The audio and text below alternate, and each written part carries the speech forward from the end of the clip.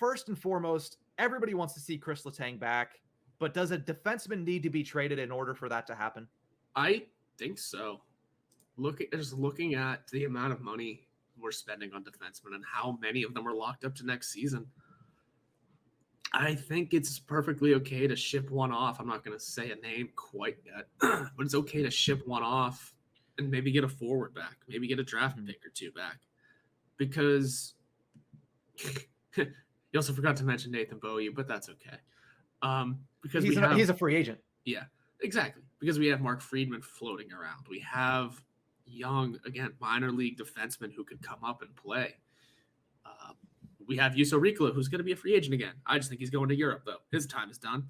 Yeah. It's the Chris Letang, between Malkin and Letang, Letang's going to be harder to replace. But I think you just have to move someone in order to, A, re-sign Chris Letang, or B, really fill out this defense, because for as good and consistent as it was for a little while last season, you still feel like changes have to be made, right? They have to be done. It's good to see John Marino picked his game up in the postseason last year because he's going to be around for a long time. And, I mean, Dumoulin, we love you, but it's modified, no trade. It's hard. It's hard to ship him out. Do you really want to start next season with two brand new first-line defensemen? Well, here's the thing that I'm looking at. I think if they want to bring back Chris Letang, they probably have to get rid of one of these guys. And by these guys, I mean the four guys making over $4 million right now on the back end. Yeah. And you mentioned the Penguins were good defensively last year. They finished 5th in goals allowed per games played, 14th in shots allowed per games played. So that there's a little bit of a discrepancy there that the goaltenders kind of picked them up a little bit. But 8th in high danger chances for percentage. I know part of that is also the forwards and their ability to play on both ends of the puck. But this defense was not god-awful last year. They were not the best defense, certainly not for the price that you're paying. But I do really feel like I didn't think about it until early last week. I was having a discussion with our friend Doug Gladkey. And honestly, with only 1 year left for Brian Dumoulin at $4.1 million, that's probably the guy you get rid of. Also because his play has been declining a lot recently.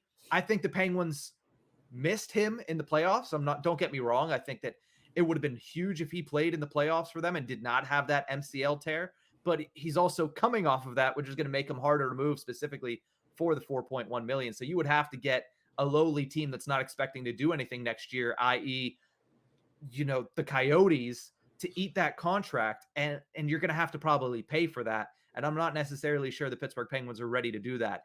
It's been 2 seasons that they've been rumoring Marcus Pettersson. So I think if they can't get rid of Dumoulin with that 1 year left, because it's probably the easiest move despite him coming off the MCL surgery, Marcus Pettersson might be the guy. Not that he's bad, but just there's too many guys and not enough cap space. And honestly, the Penguins should not be giving up on John Marino, specifically after his performance in the postseason.